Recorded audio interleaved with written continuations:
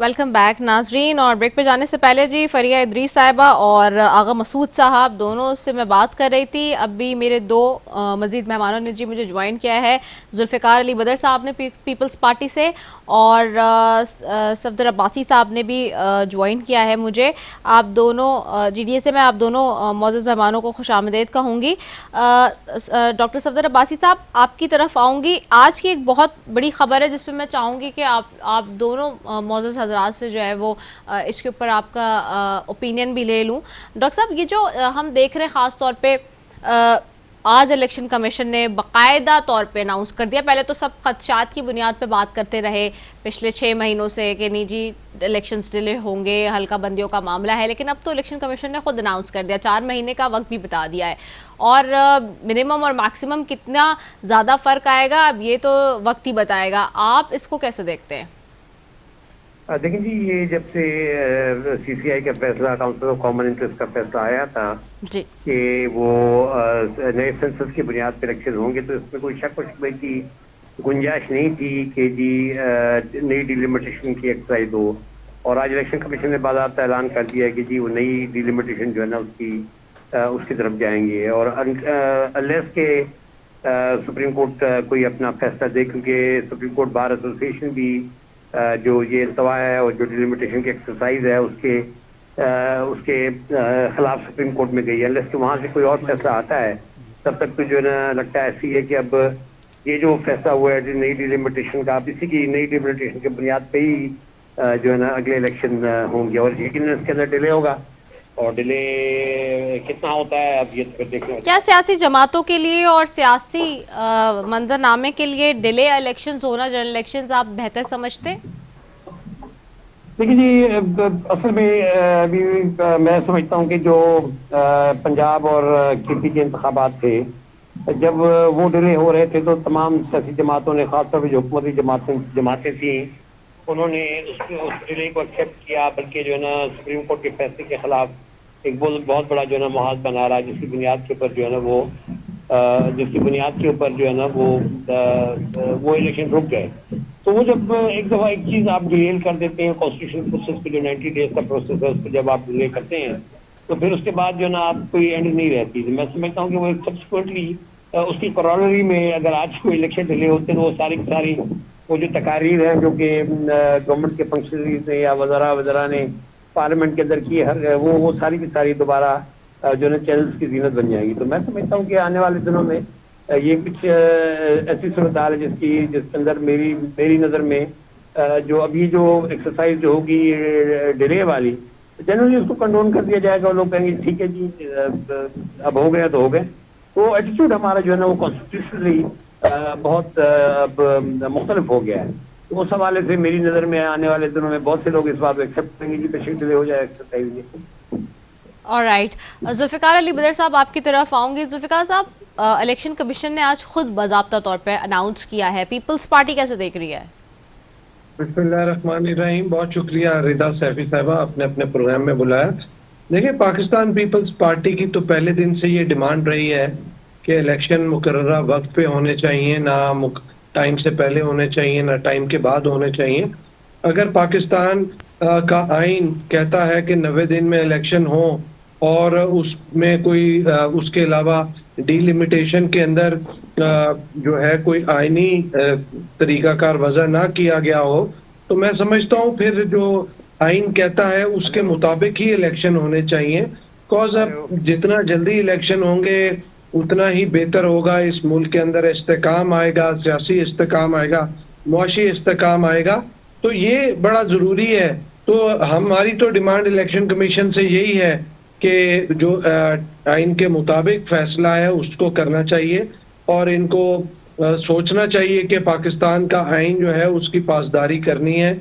जब पहले भी पंजाब और KP के अंदर इलेक्शन अनाउंस हुए थे तो पाकिस्तान पीपल्स पार्टी एक वाहिद पार्टी थी जिसने कहा था कि सुप्रीम कोर्ट का जो भी हुक्म होगा इलेक्शन के हवाले से हम उसकी पासदारी करेंगे, और इलेक्शन अगर होता है तो हम इलेक्शन में जाने के लिए तैयार हैं। और पीपल्स पार्टी ही एक ऐसी पार्टी थी जिसने अपने तमाम कैंडिडेट्स को टिकट्स अवार्ड कर दी हुई थी, और तमाम जो टिकट होल्डर्स हैं वो इलेक्शन लड़ने के लिए तैयार थे। तो अगर इसके अंदर अब सुप्रीम कोर्ट के फैसले की वजह से आगे इलेक्शन ना हुआ तो हमारी पार्टी का तो इसके अंदर कोई वो नहीं है, लेकिन अभी हम यही समझते हैं कि इलेक्शन को जो आइन के अंदर मुकर्ररा वक्त लिखा गया है उसके मुताबिक होने चाहिए और उससे उसके अंदर कोई डिले नहीं होना चाहिए। सही। एक बात को मैं जैसे सफदर अब्बासी जी सफदर सफदर अब्बासी साहब कह रहे थे कि हमारे मतलब काबिल एहतराम है।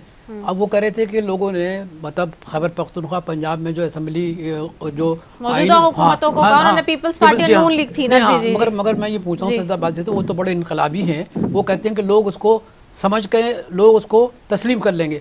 मेरी उनसे गुजारिश ये है कि अगर यही रवैया सियासतदानों का रहा कि वो हर गैर आइनी इक़दाम को तस्लीम कर लेंगे तो फिर आप जमहूरियत वगैरह की बात ना करें, फिर आप आवाम दोस्ती की बात ना करें, फिर आवाम के मसाइल की बात मत करें, घर में जाकर बैठ जाइए, फिर जब आपके इलेक्शन होंगे आप फिर निकल कर आइए। सफदर अब्बासी साहब, मैं आपको क्योंकि जानता हूँ, आपसे मेरे एक मरासिम में पुराने, तो आप इसलिए मैं जो बात कर रहा हूँ ना, मुझे बात करने का कोई हक नहीं है, लेकिन this is not the way कि you are going to solve the problem of people of Pakistan. जी डॉक्टर सफदर अब्बासी साहब, आप रिस्पॉन्ड करना चाहेंगे आगा मसूद साहब की बात का? वही कह रहा हूँ कि जब सुप्रीम कोर्ट का फैसला आया नवे दिन के इंतखाब के हवाले से पंजाब के अंदर खासतौर पर, तो उसके बाद जितनी भी क़यादत थी जो असेंबली के अंदर बैठी थी, किसी का नाम लेना मुनासिब नहीं होगा, वो सारे सुप्रीम कोर्ट पे चढ़ दौड़े और अल्तवा का जो था उसका जवाब बनाने की कोशिश की कि जी ये इलेक्शन जो है ना टाइम पे ना हो तो किसी भी तरह उसको रोका जाए। उसकी वजूहत बहुत थी, सियासी थी, कोई आईनी नहीं थी, सियासी वजूहत थी कि जी अलग ऐसे रहा था कि जी खान साहब और या पीटीआई की जो जो जो वोट बैंक है वो शायद अभी तक नहीं टूटा, तो उस हवाले से जो जनरली बाकी जितनी जमातें थी वो कोशिश करके अवॉइड कर रही थी कि हम इलेक्शन में ना आ जाए। अब वो जो सारी की सारी इत्तफाक की वजूहत बयान की गई, मैं समझता हूँ वो सारी की सारी वजूहत अब फिर आवाम के सामने किसी न किसी सूरत में आ जाएंगी। तो आज अगर आप उसको डिमांड करते हैं तो वो थोड़ी सी उसमें मुनाफत हो जाती है। ठीक तो हो मेरी गया। नज़र में हाँ। मेरी नज़र में कॉन्स्टिट्यूशन में कहता है कि के अंदर फताबात होनी चाहिए। सही है। अच्छा, अब इसी में ऐड ऑन भी करिएगा, चूंकि मेरे पास टाइम कम रह गया, मैं एक क्विकली चीज पूछना चाह रही थी कि आज जी निगरान वजीर आला सिंध ने जो है जस्टिस रिटायर्ड मकबूल बाकर साहब ने भी हल्फ उठा लिया अपने ओहदे का, काबीना का भी फैसला अब होना है, तो क्या कहीं कंसेंसस डेवलप हो गए थे पहले ही आपके मौजूदा हुकूमत जो थी पीपल्स पार्टी की उसके साथ ऑपोजिशन के और आपके सबके जो नाम आएंगे, और ये जो अब जैसे निगरान वजीर आला के लिए भी मुतमईन थे आप लोग और आइंदा जो नाम आने वाले काबीना में भी उसके लिए भी मुतमईन है? जी सब सवाल है बीबी? मैंने पूछा डॉक्टर साहब जो अब जो काबीना का भी अब अनाउंस होना है, फैसला होना है सिंध में, क्योंकि निगरान वजीर आला सिंध का तो हो गया अफवाम तफहीम के साथ, तो अब जो आने वाली उसका भी के लिए भी जो फैसले हैं और जो कंसेंसस है वो हो गई है म्यूचुअली अंडरस्टैंडिंग से? तो ये फैसला हुआ है उसके अंदर जो है ना जो वजीर आला सिंध के ऊपर कंसेंसस हुआ वो के बिलेटेड था, काफी आखिरी मोमेंट पे जाके जो 3 दिन मिलते हैं लीडर ऑफ ऑपोजिशन और लीडर ऑफ हाउस को, बिल्कुल लास्ट मिनट के ऊपर जाके फैसला हुआ जिसके तहत जो है वो एक कंसेंसस ऊपर जो ऑपोजिशन की पार्टी थी, जो एमकेएम और जीडीए, उनको जो ये प्रपोजल जो आया अपना हुकूमत की तरफ से, तो वो हमने उसको एक्सेप्ट किया जब इसलिए कि एक डेडलॉक की तरफ हम जा रहे थे, तो हम नहीं चाहते थे कि जी डेडलॉक क्रिएट हो। और मकबूल बाकर साहब एक उनकी जो रेपुटेशन है एक अच्छे जज की रही है, सुप्रीम हाई कोर्ट के चीफ जस्टिस रहे हैं, सुप्रीम कोर्ट के जज रहे हैं, तो उनकी एक रेपुटेशन अपनी जगह है और वो काफी पॉजिटिव रेपुटेशन। और हम ये अभी जितनी भी ऑपोजिशन की जमातें जो रही हैं असेंबली के अंदर, वो ये तवक्को करती है कि जी हम एक बामानी इलेक्शन की तरफ जाएंगे जिसके तहत जो है ना एक फेयर एंड फ्री एक्सरसाइज के जरिए जो है ना मैंडेट मिलेगा, सिंध की आवाम को जन मैंडेट देने की इजाजत दी जाएगी। तो इस सारे अमल के अंदर जो है ना मैं समझता हूँ कि आने वाले दिनों में जो है ये चीज जो है ना बड़ी नोट की जाएगी कि इलेक्शन कमीशन की क्या इकदाम होते हैं, केयरटेकर गवर्नमेंट चाहे वो फेडरल की हो चाहे वो सिंध की हो, वो किस तरह एक्ट करती है। और बेसिकली बात यह होती है कि अवाम को एतमाद होना चाहिए कि ये इलेक्शन जब भी होते हैं वो एक फेयर प्रोसेस के जरिए जी होते हैं वो। ठीक है, बहुत शुक्रिया डॉक्टर सफदर अब्बासी साहब आपका और जुल्फ़िकार अली बिल साहब आपका। आगा मसूद साहब, वन लास्ट कमेंट आपसे चाहूँगी क्योंकि प्रोग्राम वाइंड अप कर रही हूँ मैं। निगरां अभी सिंध की जो काबीना है उसके भी नाम फैसले होने हैं, कोई नाम है आपको भी पता तो कोई हमारे लोगों को बता दें, या क्या देख रहे हैं आप? मकबूल बाकर साहब जो है ना वो वाकई एक बहुत ही काबिल एहतराम इंसान है और मतलब सुप्रीम कोर्ट के चीफ जस्टिस रहे हैं। उन्होंने एक जुमला कहा था और हल्फ लेने से पहले उन्होंने कहा था कि अगर मुझसे कोई गैर आइनी और काम करवाया गया तो मैं रिज़ाइन कर दूंगा। This what he said, this is on record. तो अगर उनसे कोई ये चाहेगा कि इलेक्शन को तो मुलतवी कर दें या ये कर दें, या पूरी उम्मीद है कि सिंध में यानी कि फिर इलेक्शन शफाफ होंगे। गालिबन मैं तो बाकर साहब की ज़ात से मुझे पूरी उम्मीद है। वो एक अच्छे इंसान हैं, समझदार इंसान है, बहुत अच्छे लॉयर हैं। मतलब ये कि उनसे ये उम्मीद रखना और उनका ये कहना कि अगर मुझसे गैर आइनी काम दिया तो मैं रिज़ाइन कर दूंगा। सर ठीक है, बहुत शुक्रिया आगा मसूद साहब आपका, फरिया इद्रीस साहब हमारे साथ थी, उनका, बाकी दीगर मेहमानों का भी। इसी के साथ जी अपनी मेज़बान रसफ़ी को दीजिए इजाज़त। पाकिस्तान जिंदाबाद।